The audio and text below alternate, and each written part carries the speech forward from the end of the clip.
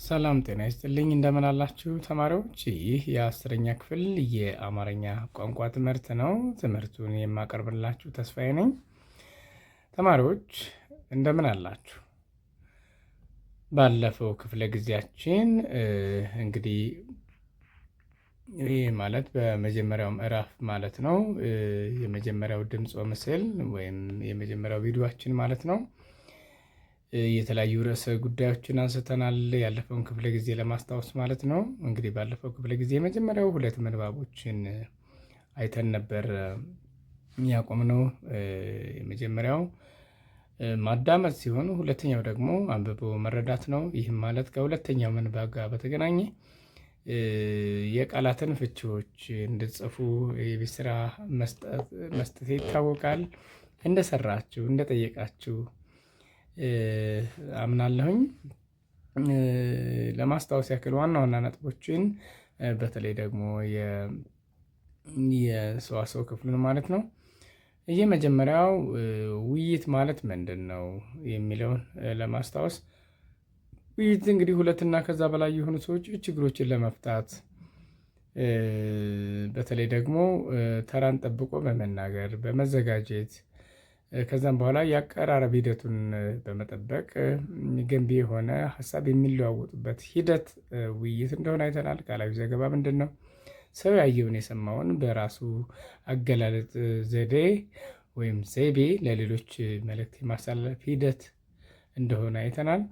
በመጨረሻም ሰውና ቋንቋ የሚለውን አይተን የሰው ልጅና ቋንቋ ምን አይነት ግንኙነት አላቸው? ለምሳሌ ሁለት ታሪኮችን አይተናል። የመጀመሪያው ታሪክ የህፃናቱን ታሪክ ነው። እንግዲህ የጀርመኖች ቻንስለር ህፃናትን በባዶ ቤት ያለምንም ምልክት እና ቋንቋ እንዳስቀመጠ፣ ነገር ግን ውጤቱን የጠበቀው መና ሆኖ እንደቀረ አይተናል። ሁለተኛው ደግሞ 5 ሰዎች በዝምታ ያለ ምልክት ወይም ደግሞ በአንደበት ከሚነገሩ ነገሮች ርቀው እንደቆዩና ከፍተኛ የቆየው 8 ቀን እንደሆነ፣ ሌላው ደግሞ የሰዓታት ያክል ብቻ እንደሆነ አይተናል። ተማሪዎች በዛሬው ክፍለ ጊዜያችን የመጨረሻውን ድምፅ ወምስል ማለት ነው የምዕራፍ አንድን እናያለን። በዛሬው ክፍለ ጊዜያችን ቃላትን እንመለከታለን። ሁለተኛውን ጽሕፈትን የሚመለከት ነው። ሌላው ደግሞ ተጣማሪ ቃላትን የምንዳስስ ይሆናል። የክፍለ ጊዜው ዓላማ እነዚህን በተለያዩ ጥያቄዎች መለማመድ ነው። ተማሪዎች እንግዲህ በዛሬው ክፍለ ጊዜያችን አብራችሁኝ ቆዩ። መልካም ቆይታ እመኛለሁ። የመጀመሪያው አውዳዊ ፍቻቸውን ከመዝገበ ቃላት ፈልጉ ነው የሚለው። እንግዲህ መዝገበ ቃላት እንዴት አድርገን እንደምንፈልግ ከሳቴ ብርሃን የአማርኛ ሰዋስው የሚለውን መጽሐፍ አሳይቻችኋለሁ። ካገኛችሁት እናንተም እንግዲህ ልትለማመዱ ትችላላችሁ ማለት ነው። የመጀመሪያው እዚህ ጋር ብጤ ምንድን ነው? ብጤ ምንድን ነው እናያለን። እስኪ ትርጉሙ ምንድን ነው? እኛ ኢትዮጵያውያን እንግዲህ የተለያዩ የቃላት አጠቃቀም ዘዬዎች ይኖሩናል ወይም ዘይቤዎች ይኖሩናል። የመጀመሪያው ከባህል ጋር የተገናኘ፣ አንዳንዱ ደግሞ ከተለያዩ የቋንቋ አጠቃቀሞች ጋር የተገናኘ ሊሆን ይችላል። የሆነ ሆኖ ምንድን ነው ብጤ ማለት? ብዙ ጊዜ በተለምዶ የኔ ብጤ ቆመዋል እንላለን። እኛን በገንዘብ ሆነ በተለያዩ ነገሮች የእኛን እርዳታ የሚለምኑ የሚሹ ሰዎች ሲቆሙ የኔ ብጤ ቆመዋል እንላለን። በእርግጥ ጥሩ ቋንቋ አለን፣ ለሰው ልጅ ክብር እንደምንሰጥ የሚያሳይ ነው እኛ ኢትዮጵያውያን። ስለዚህ ብጤ ማለት ወይም ቢጤ ሊሆን ይችላል በዘመናዊ ቋንቋ። የመጀመሪያው እንመለከታለን እዚህ ጋር እንደምታዩት ማለት ነው። እዚህ ጋር ላስመርላችሁ እና እነዚህ ቃላት ናቸው ባለፈው የሰጠኋችሁ። ስለዚህ አንደኛ የቃላት ፍችን ነው በመጀመሪያው የምናየው፣ ከባለፈው ክፍለ ጊዜ ጋር የተያያዘ ነው። ስለዚህ ብጤ ምንድን ነው? ወይም ቢጤ የኔ ቢጤ ቁመዋል እንላለን። እኔን መሳይ እንደማለት ነው፣ አምሳያ። ለምሳሌ በግብር የሚመስለን ሰው ይኖራል። በግብር ማለት በድርጊት ያ ማለት በመልክ ይቅርታ፣ በመልክ በግብር በአይነት ከኛ ጋር የሚመሳሰል አምሳያ የሆነ ሰው እንደማለት ነው። ቢጤ ስንል አቻ እንደማለት ነው። አቻ ወይም አምሳያ እንደማለት ነው እንግዲህ ቢጤ ስንል። ስለዚህ የእንግሊዝኛውን ብትወስዱት የኔ ቢጤ የሚለው ቤገር ወይም ለማኝ የሚለውን ያሳያል። ነገር ግን የአማርኛው ትክክለኛ የኔ ቢጤ ስንል እንደ እኔ ያለ ሰው ተቸግሯል እና ቁመዋል እንርዳው እንደማለት ነው። ጥሩ ቋንቋ ነው አይደል? መልካም። ሌላው ጸና የሚል ነው። ጸና ስንል አንድ ሰው ጸንቷል ስንል ምን ማለታችን ይሆን ተማሪዎች? ጸንቷል ስንል አቋሙን የጸና ሰው አቋሙ ተመሳሳይ የሆነ ወይም በአንድ አቋም መቆየት የሚችል ሰው ጸና እንላለን። አፍቃሪ ስንል ያለ ፍቅር ቃላት ህፃናቱን አስታወሳችሁ አይደል? ስለዚህ አፍቃሪ ስንል ምንድነው? ወዳጅ እንደማለታችን ነው። የምታውቁት ስለሆነ ይህንን አልፋለሁ። ቃል አልባ ስንል ምንድነው? በምልክት ቃል አልባ በምልክት ቃል አልባ በቃል የማይነገር በቃል ወይም ቃል የሌለው ወይም በምልክት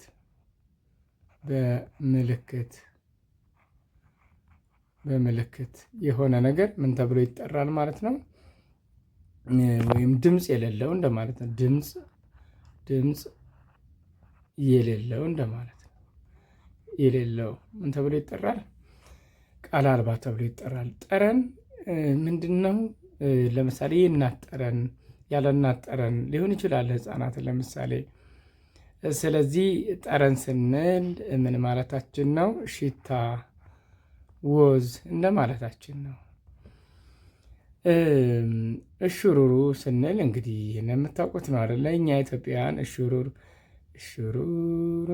እያልን ህፃናትን እናባብላለን አይደለም? ስለዚህ ምን ማለታችን ነው? ማባበል፣ ማሽሞንሞን የሚል ማባበል። እሽሩሩ እንግዲህ ብዙ ጊዜ ሲደጋገም ለእንቅልፍም ለምንም እንጠቀምበታለን አይደል? ለማባበል እሽሩሩ ማባበል። እሽሩሩ በሉኝ እያለ ነው። አንድ ሰው ካልን አባብሉኝ እያለ ነው ማለታችን ነው። ሌላው መና ሲጠብቅ፣ ስድስተኛ መና አይጠብቅም። ይህንን በደንብ እሺ። መና ቀርቷል።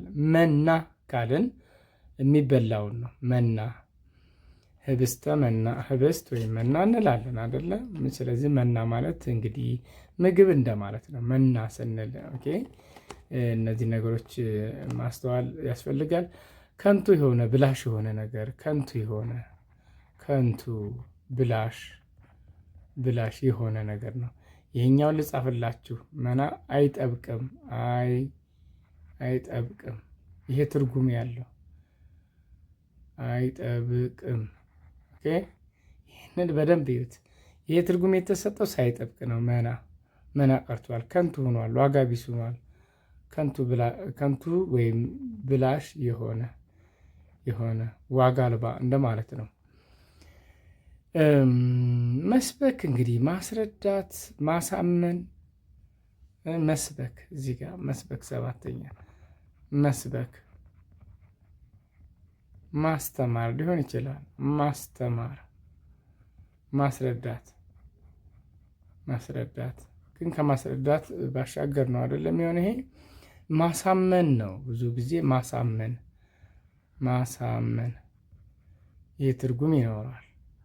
እሺ እንግዲህ ቃላት በደንብ አገባቡን መለየት ያስፈልጋል። እዚህ ጋር ዓለም አቀፍ ይላል። ዓለም አቀፍ ስንል ያው በሁሉም ዓለም አንድ አይነት የሆነ እንደማለት ነው። ሁለንተናዊ ማለት ነው። ስብዕና የመጨረሻው ስብዕና ሰዋዊነት እዚህ ጋር ሰዋዊነት ወይም ማንነት ያንተ ስብዕና አይፈቅድም ካለን ማንነት አይፈቅድም ማለታችን ነው። ማንነት አይፈቅድልህም ማለታችን ነው። ስለዚህ እነዚህ እንግዲህ የቃላት ትርጉም ናቸው። ወደ ቀጣዩ አለፍን። የቃላት ፍች ነው እስካሁን እያየን ያለ ነው። ቁርሾ ምንድን ነው ለመሆኑ? የመዝገበ ቃላት ፍቺ የመዝገበ ቃላት ፍቺ እናያለን። መልካም እንግዲህ እስካሁን እንደሰራ ነው ፈልጋችሁ ከሆነ እጅግ በጣም ጎበዞች ናችሁ። ጥሩ ደረጃ ላይ ናችሁ ማለት ነው። ሀ ምንድን ነው? ቁርሾ እያንዳንዳቸውን እንመለከታለን። መረን ምንድን ነው? ሐመርሃ ነቁጥ ለመሆኑ ነቁጥ ምንድን ነው?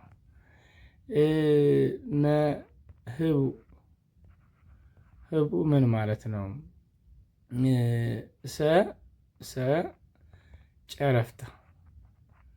ጨረፍታ በጨረፍታ አየችኝ ወይም በጨረፍታ አየ ካለን ምን ማለታችን ነው?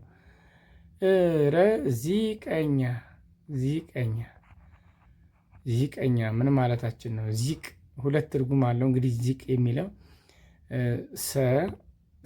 ይሄኛው ማለት ነው። ሐመልማል በነገራችን ላይ መጽሐፋችሁ ላይ ሲጻፍ ይሄኛው ስህተት ነው። ኦኬ ስህተት ነው። ይሄ ስህተት ነው።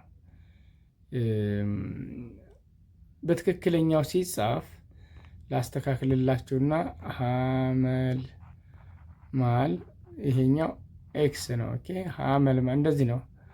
ሐመልማል እንደዚህ ነው የሚጻፈው። ሐመልማል ይሄን እንዳትጠቀሙ፣ የመጀመሪያው እንዳትጠቀሙ። ሐመልማል ይሄን ነው የሚጻፈው። መጽሐፋችሁ ስህተት ነው። ሐመርሃን ነው የምንጠቀመው የራሱ ትርጉም ስላለው። ስለዚህ እንደ ቋንቋ መጠቀም ሲኖርብን በጥንቃቄ ነው ማለት ነው። ምንድን ነው? ምንዝር ምን ይላል? ነጸብራቅ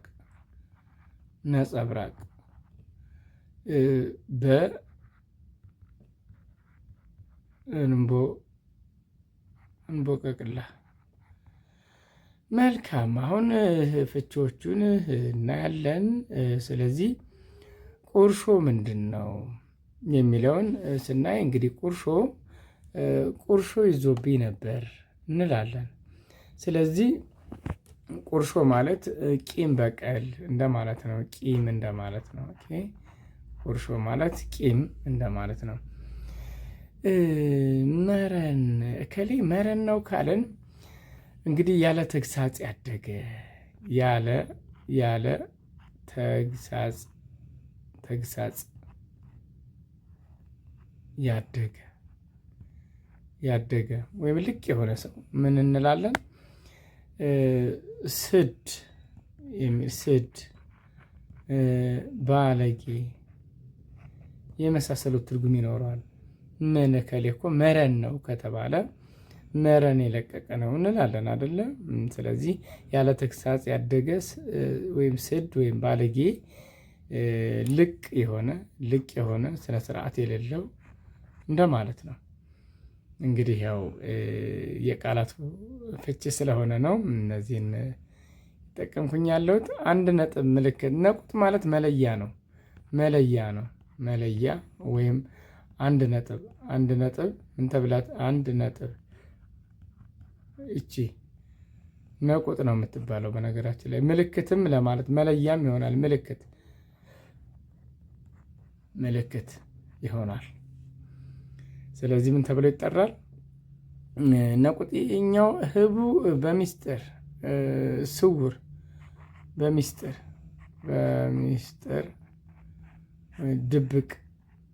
ድብቅ የሚንቀሳቀስ ወይም ደግሞ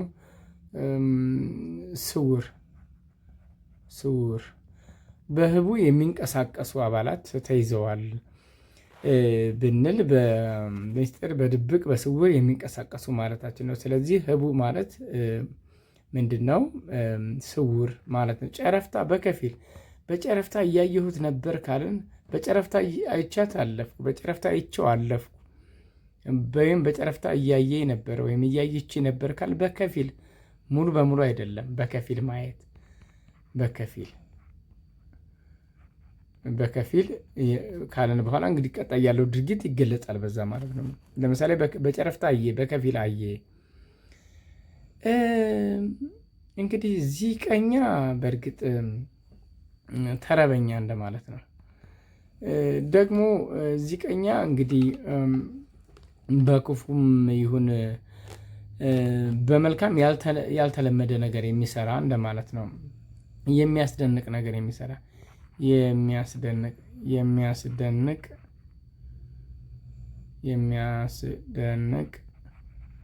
ነገር የሚሰራ ተረበኛ እንደማለት ነው። መተረብ ቀልድ አይነት። ሌላው ደግሞ ዚቅ የምንለውም በቤተ ክርስቲያን ለምስጋና የሚሆኑ ነገሮችን ወይም መረገደ እንላለን። የሚመረገዱ ነገሮችን ለምሳሌ እንግዲህ የመጽሐፍ አዋቂዎች እንደሚሉት በማግስቱ ለምሳሌ በቅዳሴ ጊዜ ሊሆን ይችላል፣ እንደ ትርጉሙ ማለት ነው። ለዛን ቀን የሚሆኑ የምስጋና ቃላትን አንድ ላይ እንዲመሰጠሩ አንድ ላይ አጥንቶ የሚሄድ ሰው ዚቀኛ ይባላል። ነገሩ ደግሞ ዚቅ ይባላል፣ ዚቅ አውራጅ ይባላል። ስለዚህ እንግዲህ እስከዚህ ድረስ ትርጉም ይኖራል፣ የተለያየ ትርጉም አለው። ሐመልማል ምን ማለታችን ነው? ሐመልማል ማለት አረንጓዴ። ይሄኛውን አእምሮዋን ነው የምንጠቀመው። አረንጓዴ ማለታችን ነው። ለምለም ማለታችን ነው። አረንጓዴ ወይም ለምለም ማለታችን ነው ሐመልማል ስንል። በሌላ አነጋገር ለአይን ደስ የሚል ማለት ነው። የሚማርክ ልምላሜ፣ አረንጓዴነት። ምንዝር አለቃ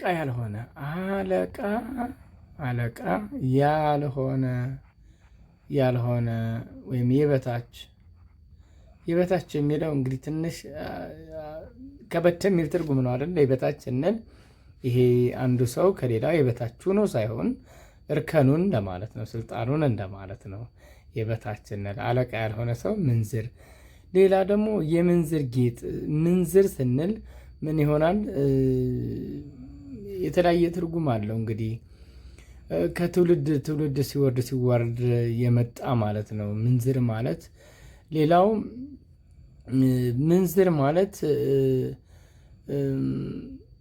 አመንዝራ መሆን የሚል ትርጉም ይኖራል። ወይም ዝሙተኛ መሆን፣ ወይም ደግሞ የምንዝር ጌጥ አድርጋለች ካለን የተለያየ ትርጉም ስላለው የምንዝር ጌጥ አድርጋለች ካለን እንደው ለዝሙት የሚያነሳሳ መጥፎ እይታን የሚጥል አለባበስ ለብሳለች፣ ጌጦችን ተጠቅማለች እንደማለት ነው የምንዝር ጌጥ ካለን። ኦኬ እንግዲህ የተለያየ ትርጉም አለው። ሌላው ነጸብራቅ፣ ነጸረ፣ ለየ እንደማለት ነው። በእርግጥ የተለያየ ትርጉም አለው። አየ በመነጽር፣ ለየ መለየት ነው። በነገራችን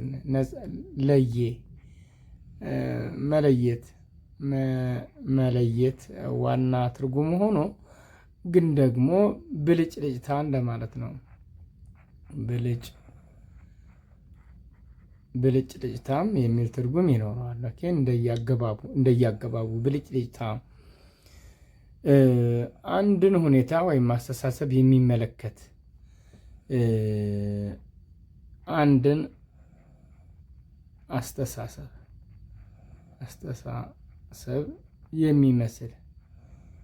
የሚመስል እንደማለት ነው።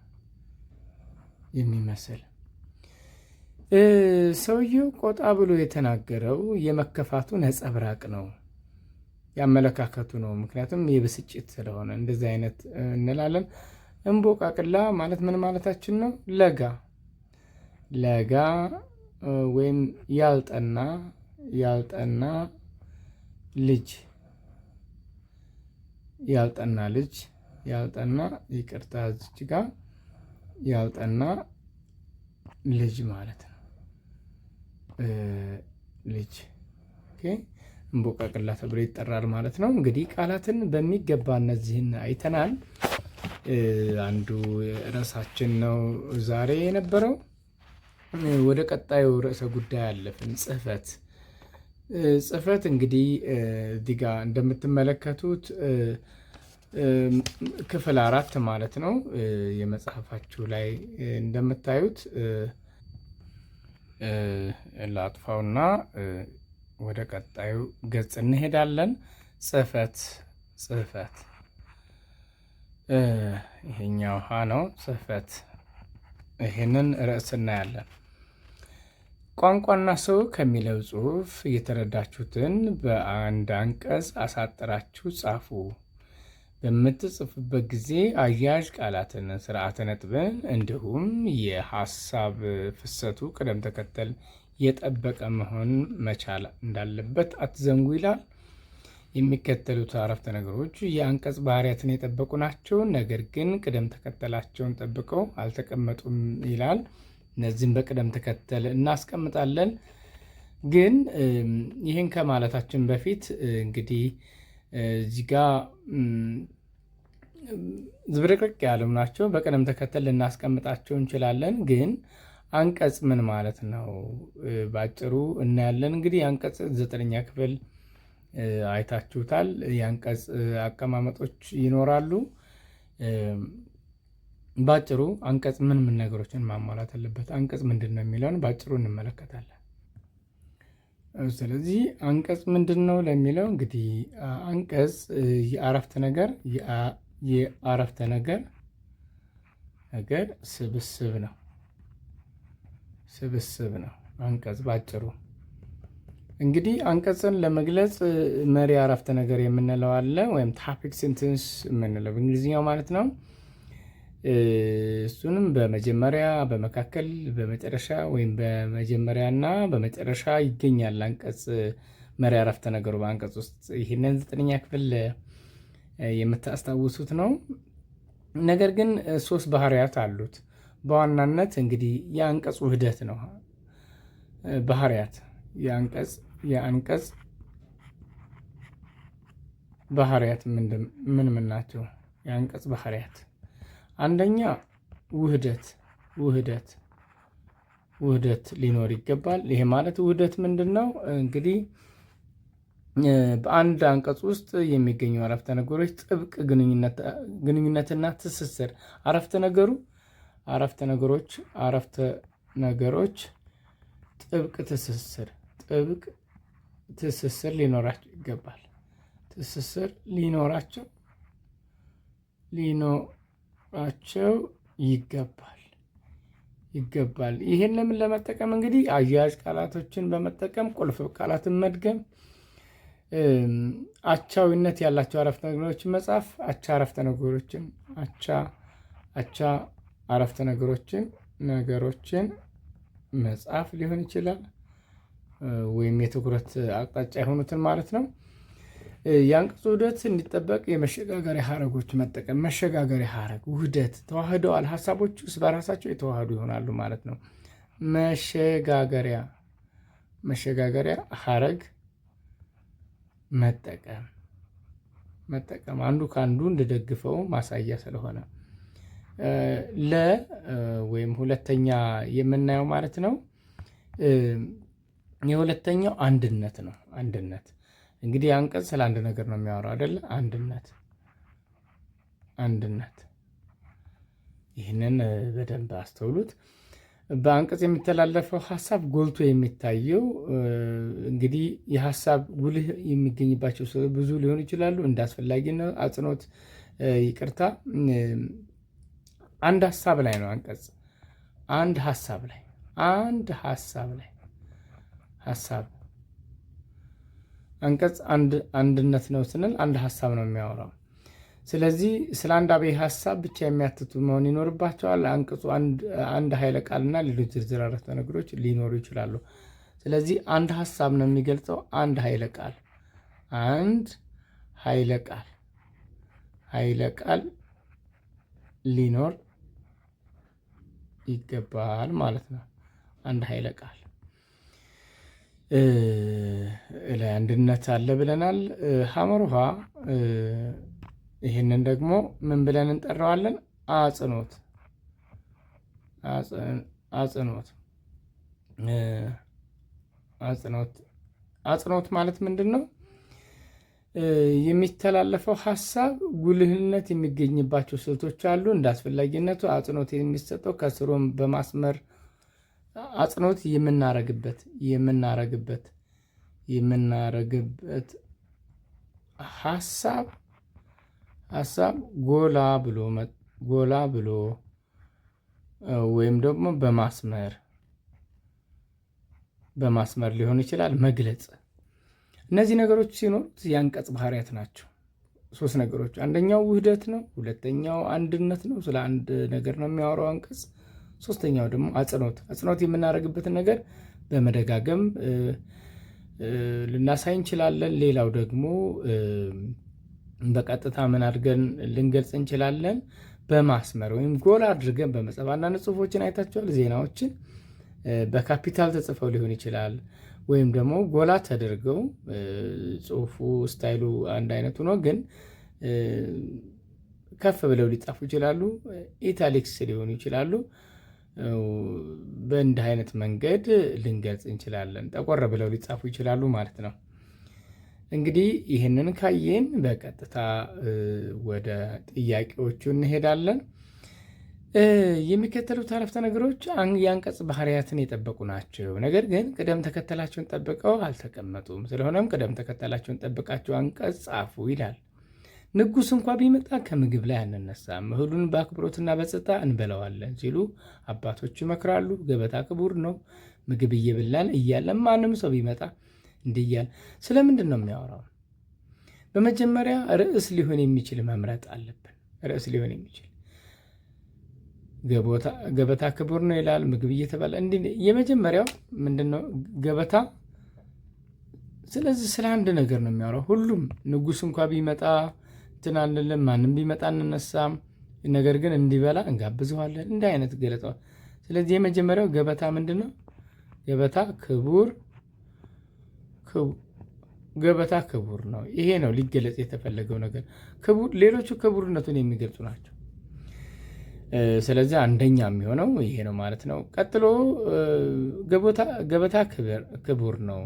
ተቀምጠን እያለ ማንም ሰው ቢመጣ በከበሬታ ተነስተን ኖር ብለን አንቀበለውም። እንዲህ እያለ እንግዲህ እናንተ የትኛው ነው የሚለውን ነገር ምናልባት አንድ ልጨምርላችሁ። ተቀምጠን እያለ ማንም ሰው ቢመጣ በከበሬታ ተነስተን ኖር ብለን አንቀበለውም። በከበሬታ ተነስተን አንነሳም፣ ምክንያቱም ምግብ ስለሆነ ገበታ ስለሆነ። በመጀመሪያ ገበታ ግን ምንድነው? ክቡር ነው። ምግብ እየበላን እያለ ማንም ሰው ቢመጣ እንብላ እንለዋለን እንጂ አንነሳለትም። ይህ ማለት በከበሬታ ኖር አንለውም፣ አንነሳም፣ ግን ምን እንለዋለን? እንብላ እንለዋለን። እንዲህ እያልን እንቀጥላለን ማለት ነው። እንግዲህ ሌሎቹን እናንተ ጨርሷቸው። ይህ የአንቀጽ አጠቃቀም ነው ማለት ነው። ገላጭ ቃላትን እንግዲህ ገላጭ ቃላት ይሄ እነዚህን እና ገላጭ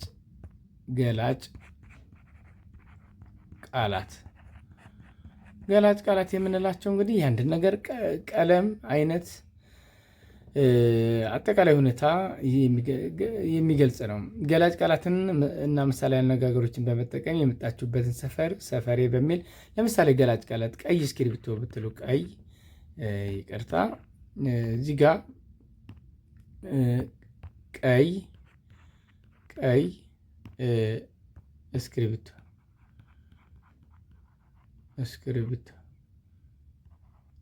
እስክሪብቶ ቀይ ምንድን ነው? ገላጭ ነው አይደለ? ስለዚህ እነዚህ ገላጭ ቃላት የምንላቸው የአንድ ነገር ምኑን ነው? ምን አይነት ቀለም ነው ያለው? ቀለሙን ነው አይደል? ወፍራም ልጅ ብንል እንግዲህ ምን አይነት ልጅ ነው? ወፍራም ነው። መጠንን አንቀጻችሁን ሰፈሬ በሚል ገላጭ ቃላት ተጠቀሙ ነው። ምሳሌያዊ ንግግሮች ተጠቀሙ። ሰው በሀገሩ ወይራ ነው፣ ወፍ እንዳገሯ ትጮኻለች፣ ውሻ በሰፈሩ ይጮኻል። እነዚህ የመሳሰሉትን በማገጣጠም ምሳሌያዊ አነጋገሮችን እንዳስፈላጊነቱ ተጠቀሙ ነው የሚለው። እናንተ የምትለማመዱት ይሆናል። ቀጣይ የቃላት ሚና እነዚህን እናያለን። የቃላት ሚና ስንል ምን ማለታችን ነው? ቃላት ለምንድን ነው የሚያገለግሉት የሚለው እናያለን። ቃላት በቋንቋ ውስጥ ያላቸው ሚና ከፍተኛ ነው። ይህም ብቻ ሳይሆን ቃል የሌለው ቋንቋ አለ ማለት አይቻልም። ምክንያቱም ቋንቋ ድምፃዊ መግባቢያ ነው። እነዚህ ድምፆች በስርዓት ተቀናጅተው ቃልን የመመስረት ደረጃ ሲደርሱ ለድርሰት ጽሑፍ ያላቸው ሚና ጉልህ ነው። ድምፆች ናቸው። ከዛ ድምፆች በስርዓት ተቀናጅተው ምንን ይፈጥራሉ? እዚህ ጋር በቅደም ተከተል ላስቀምጥና ድምፅ አለን። እዚህ ጋር ድምፅ አለን። ከዛ ምን ይፈጠራል? ቃል ይፈጠራል። ከቃል ደግሞ አረፍተ ነገር ይፈጠራል። ከአረፍተ ነገር አንቀጽ ይፈጠራል። ከአንቀጽ ደግሞ ድርሰት እያልን እንቀጥላለን ማለት ነው። ገላጭ ቃላትን በመውሰድ ሰፈራችሁን፣ አካለ ቁመናችንን፣ መልክዓ ምድርን ወዘተ ገልጾ ምስል ከሳች በሆነ መልኩ መጻፍ ይቻላል።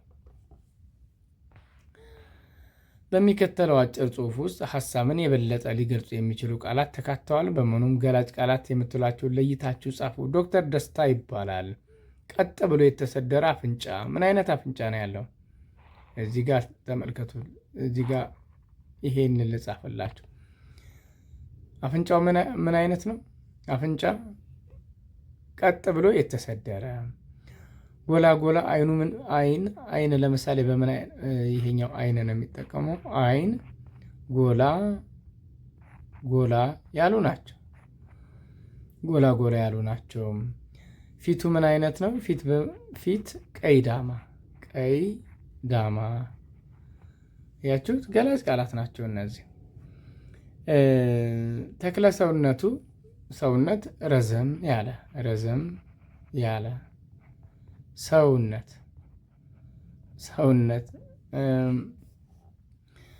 የእጅና የእግር ጡንቻዎቹ በትክክል መስመራቸውን ይዘው የፈረጠሙ። ጡንቻው ምንድን ነው? የፈረጠመ። አያችሁ፣ እንዲህ እያላችሁ ልትገልጹ ትችላላችሁ። እነዚህ ገላጭ ቃላት ናቸው ማለት ነው።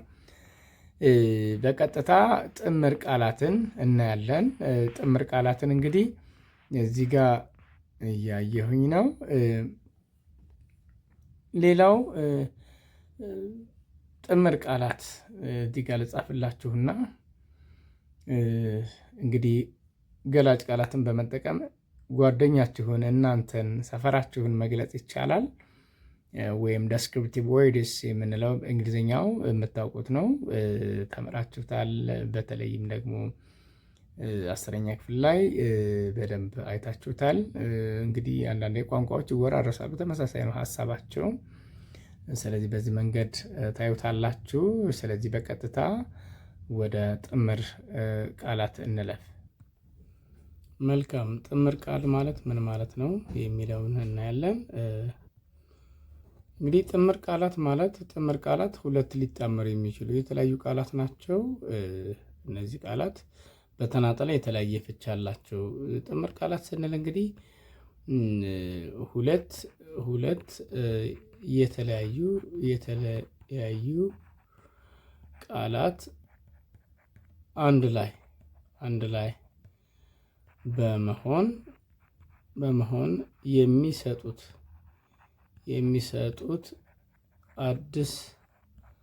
አዲስ ፍቺ ነው። ወይም ደግሞ የነበረውን ማጠናከር ሊሆን ይችላል። ስለዚህ ቃላቶቹ በተናጠል የተለያየ ትርጉም አላቸው። እዚህ ጋር እንደምታዩት አዲስ የሆነ ፍቺ ይሰጡናል። በተናጠል የተለየ ፍቺ፣ አንድ ላይ ሲሆኑ ደግሞ አንድ ፍቺ።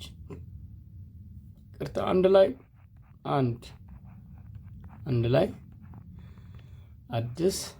አዲስ የተለየ ፍቺ፣ የተለየ አንድ ፍቺ ይኖራቸዋል ማለት ነው። አያችሁት? እንግዲህ ቃላቱ ሲጣመሩ ቃላቱ ምናልባት በራሳቸው የተለያየ ትርጉም ሊኖራቸው ይችላል። አንድ ላይ ሲሆነ ደግሞ ሁለቱም የጋራ አንድ ትርጉም የጋራ እዚህ ጋር ልጻፍላችሁ የጋራ አንድ ትርጉም ይኖራቸዋል ማለት ነው። ለምሳሌ ቤት እና መጽሐፍትን ይዋቸው። መጽሐፍ የምታውቁት ነው። ቤትም የተለየ ነገር ነው። ሁለቱም የተለያየ ትርጉም ነው ያላቸው። ቤትም እዚህ ጋር ቤት አለ፣ እዚህ ጋር መጽሐፍ አለ። መጽሐፍ ሊነበብ የሚችል ማንኛውም ነገር ነው። ቤት ደግሞ መኖሪያ ነው። ስለዚህ መጽሐፍ የተለየ ትርጉም አለው፣ ቤት የተለየ ትርጉም አለው። ግን ቤተ መጽሐፍ ሲሆን መጽሐፍ አንድ ላይ የሚገኝበት ስፍራ ነው አይደለም? ትርጉሙ እንደዛ ነው። የብቻቸው ስትወስዷቸው ግን የተለየ ትርጉም አላቸው ማለት ነው። ስለዚህ ምን ተብለው ይጠራሉ? ጥምር ቃላት ተብለው ይጠራሉ። ህገ መንግስት፣ ህግ ሌላ ነው፣ መንግስት ሌላ ነው።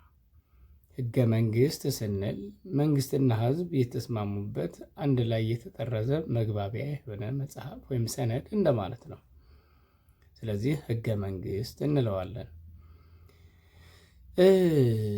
እዚህ ጋር ሁለቱን በተለየ መንገድ እናያለን፣ በኋላ እናየዋለን። እና ይህንን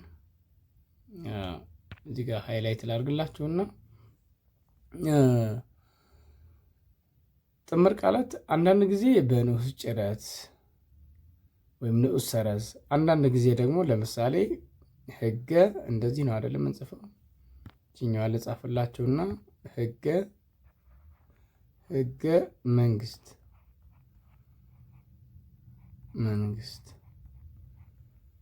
ህገ መንግስት።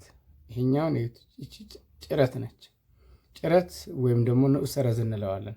መካከል ላይ ነው የምናስቀምጠው። ወደ ታች ካወረድን የተለየ ትርጉም ስላለው ማለት ነው። አንዳንዴ ደግሞ ያለ ስርዓተ ነጥብ የሚጣመሩበት ጊዜ አለ። ከዚህ በተጨማሪ ሁለት የተለያዩ ተጣማሪ ቃላት ሲጣመሩ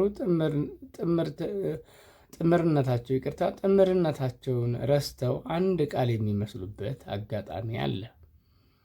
ለምሳሌ ሐመር ውሃና ምን ይላል። ለዛ ነው ቀደም እዚህ ጋር ሃይላይት በተለይ ቀለም ያደረጉላችሁ ወታደር እንደው ተጣማሪ መሆናቸውን እስከምንረሳው ነው። ወታደር እንለየዋለን። አንድ ነው አይደለም የሚመስለው ብዙ ጊዜ ግን ወጥቶ አደር፣ ወጥቶ ከቤቱ የሚያደር እንደማለት ነው። በዱር በገደል በጫካው በሜዳው ለሀገር ለወገን ወጥቶ የሚያድር ሰው ወታደር፣ ወጥቶ አደር። ወታደር የሚለው ጭረት በጣም የተለመዱ ሲሆኑ ጭረት አንጠቀም ብዙ ጊዜ። ወጥቶ እና አደር አያችሁት። ወታደር ወን ነው የወሰደው ከዚህኛው ወጥቶ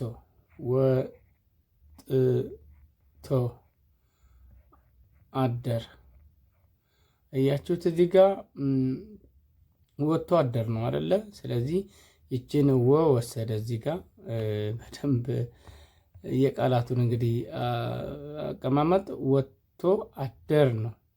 ስለዚህ ይችንም እንገድፋታለን። ስለዚህ ወታደር አያችሁት፣ አዲስ ቃላት ይሆናል ማለት ነው። ወዛደር። ስለዚህ እነዚህ እንግዲህ ጥምር ቃላቶች ናቸው። ጭረት አያስፈልጋቸውም።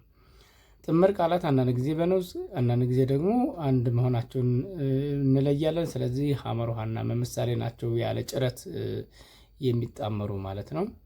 ይሄንን አስተውሉ። ለምሳሌ ኢትዮጵያ የራሷን ህገ መንግስት ቀርጻ መተዳደር ከጀመረች በርካታ ዓመታትን አስቆጥራለች። አረፍተ ነገር። ስለዚህ ህገ መንግስት የሚለው ነው እንግዲህ ተጣማሪ ቃላትን ለማመልከት ነው። እንዴት አድርገን አረፍተ ነገር ላይ እንጠቀማለን የሚለውንም እንደ ማሳያ ተወስዱታላችሁ። በሚከተሉት ሳጥን ውስጥ ተጣማሪ ሊሆኑ የሚችሉ ቃላት ይገኛሉ። በመሆኑም ተጣምረው ትክክለኛ ፍቺ ሊያስገኙ የሚችሉ ቃላትን መስርቱ ይላል። እነዚህን እንግዲህ እስኪ ይሄ ይጥፋና እያንዳንዱን ነገር በደንብ እናየዋለን ማለት ነው። የተወሰነ ምሳሌ ከሰራን ሌላውን ደግሞ እናንተ በጋራ የምትሰሩት ነው የሚሆነው። ለምሳሌ ዓለም አቀፍ ዓለም አቀፍ ዓለም አቀፍ አያችሁት? አቀፍ ዓለም አቀፍ ሁለንተናዊ እንደማለት ነው። ሁለንተናዊ ወይም ደግሞ በእንግልጣር ወይም በእንግሊዝኛው እንግልጣር ይባላል ብዙ ጊዜ በአማርኛው ቋንቋ በትክክለኛው አገላለጹ ማለት ነው። በእንግሊዝኛው ግን ዩኒቨርሳል ወይም ኢንተርናሽናል የምንለው ነገር ነው። በሚከተሉት ቃላት አረፍተ ነገር መስርቱ ይላል። ቃላት እንመሰረታለን፣ አረፍተ ነገር ምን እንመሰረታለን? ለምሳሌ ወፍ፣ አንዳንዶቹን እንስራ እስኪ እንደርድራቸው። እዚህ ጋር ወፍ ምንድን ነው የምንለው? ወፍ ወፍ ዘራሽ፣ ወፍ ዘራሽ። ወዶ ወዶ ወዶ ምንድን ነው የሚሆነው? ገብ ወዶ ገብ ይሆናል። ወዶ ገብ ወዶ የገባ እንደማለት ነው። ግብረ ገብም እንላለን። እዚህ ጋር ያው የለውም፣ አንዳንዶቹ መልስ የሌላቸው አሉ። ስነ እዚች ጋ ወሰዷት፣ ይችኛዋን ስነ ምን እንላለን? ስነ ስርዓት፣ ስርዓት። ያችሁት? ይህንን ብዙ ጊዜ እንደዚህ ነው የሚጻፈው በትክክለኛው መንገድ። በነገራችን ላይ መልካ ምድር፣ መልካ መልካ ምድር ወይም ደግሞ መልክዓ መልክዓ ምድር፣ እንደዚህ ነው የምንጽፈው። እንደዚህ ነው፣ በሁለት አይነት መንገድ ነው። መልክዓ ምድርም ማለት እንችላለን። እዚህኛው እንደዚህ መልክዓ ምድር እንላለን። በሁለት አይነት መንገድ ነው የሚጻፈው። ዓመት ምህረት ይላል አይደለ? ስንጽፈው አንድ ላይ ምንድን ነው የሚሆነው? ዓመት አንልም አይደለ? ዓመተ ዓመተ። ይሄኛውን አ ነው የምንጠቀመው በነገራችን ላይ ለዘመን ይሄንን ነው የምንጠቀመው፣ አይኑ አን ማለት ነው። ስለዚህ ዓመተ ምህረት፣ ዓመት ምህረት አንልም አይደለ? አንድ ላይ ስንጽፈው ዓመተ ምህረት፣ የምህረት ዘመን እንደማለት ነው። ሌላው እንግዲህ እናንተ የምትሞክሩት ይሆናል። አብዛኛዎቹ የተሰሩ ናቸው። ከላይ በመሰረታችኋቸው ጥምር ቃላት በአምስቱ ሁለት ሁለት አረፍተ ነገር ይስሩባቸው። ዓለም አቀፍ ሀገራችን ኢትዮጵያ የተለያዩ ዓለም አቀፍ በሚለው ነው እንግዲህ የተሰራው። አንድ ላይ እንደዚህ መጻፍ አልነበረበትም፣ መለየት አለበት። በነገራችን ላይ ሀገራችን ኢትዮጵያ የተለያዩ ዓለም አቀፍ ዲፕሎማሲዎች መቀመጫ ናት። ይሄ አንድ አረፍተ ነገር ነው። የራሳቸውን ልትሰሩ ትችላላችሁ ማለት ነው። መልካም፣ እንግዲህ ወደ ማጠቃለሉ ይሄድን ነው። የምዕራፉ ማጠቃለያ እንደ አጠቃላይ ማለት ነው። እንግዲህ በዚህ ምዕራፍ ውስጥ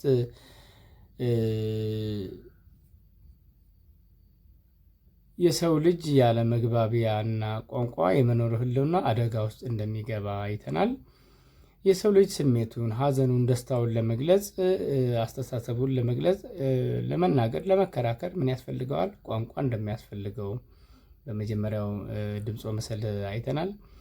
ስለ ቃላት ሚና ገላጭ ቃላትን በመጠቀም አሁን አፍንጫውን ምን ብለናል? ቅድም ቀጥ ያለ ብለናል አይደል? አይኑ ጎላ ጎላ ያለ እንዲህ እያልን እንገልጻለን። ስለዚህ ገላጭ ቃላትን በመጠቀም ጽሕፈትን ወይም ንግግርን ልናሳምር እንችላለን። ጥምር ቃላት እንግዲህ ምን አየን? ሲመሰረቱም ምን እንደሚመስሉ ተመረናል ማለት ነው። ጭረት ሊጠቀሙ ይችላሉ፣ ወይም ደግሞ ያለ ጭረት ልንመሰረታቸው እንችላለን። ሌላ የአንቀጽ ባህሪያትን አይተናል። አንቀጽ ምን ሀሳቦችን ያካትታል? አንድነት ይኖራቸዋል፣ ውህደት ይኖራል፣ ወይም ደግሞ ሌላው አጽንኦት ሊኖራቸው ይገባል ማለት ነው። ይሄ እንግዲህ በዚህ በሁለተኛው ድምፅ ወምስል ያየነው ነው። የክለሳ ጥያቄዎች ይኖራሉ።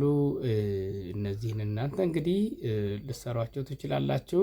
የመጀመሪያው ለምሳሌ ቋንቋ በሰው ልጅ ወይስ የሰው ልጆች በቋንቋ ውስጥ ተካተው ይገኛሉ? ቋንቋ በሰው ልጆች ወይስ የሰው ልጆች በቋንቋ ውስጥ ተካተው ይገኛሉ? የራሳችሁን ግላዊ አመለካከት ለክፍል ጓደኞቻችሁ አስረዱ። የትኛውን ነው? የእናንተን ምልከታ አስቀምጡ። ነፃ ሀሳብ ስለሆነ ቃል አልባ መግባቢያ መንገዶች የሚባሉትን በመዘርዘር ለመምህራችሁ ግለጹ ይላል። እንደው ይሄ እንኳ አዲስ ነገር ስለሆነ ለምሳሌ በምልክት ልንጠቀም እንችላለን። ቃል አልባ ከሚባለው አንዱ ለምሳሌ እጃችንን በተለያየ መንገድ ልንጠቀም እንችላለን። ለምሳሌ እጃችንን ወደፊት ዘርግተን ወደ ታች ጣቶቻችንን ዘርግተን ወደ መሬት ተደጋጋሚ ካርገበገብን አይ ተቀመጡ እንደማለት ነው አይደለ? ስለዚህ የተለያዩ ምልክቶችን እንጠቀማለን። ሌላው ዓለም አቀፍ የሆኑ ምልክቶች አሉ። ለምሳሌ ርግብን ብዙ ጊዜ ለሰላም ነው አይደል የምንጠቀማት። ቃል አልባ ነው እኮ ይሄ፣ ቃል አልባ ተግባቦት ነው። አንድ ሰው ነጭ ከለበሰ ጥቁር ከለበሰ እንደየሀገሩ ጥቁር መልበስ የደስታ የሃይማኖት ሊሆን ይችላል ለአንድ ቦታ፣ አንድ ቦታ ደግሞ የሀዘን ሊሆን ይችላል። ነጭ መልበስ አንድ ቦታ የሀዘን ሊሆን ይችላል፣ አብዛኛው ደግሞ ያው እንደሚታወቀው ደስታ ሊሆን ይችላል ማለት ነው። ስለዚህ ብዙ ጊዜ ቃል አልባ መግባቢያ መንገዶች ይኖራሉ ማለት ነው።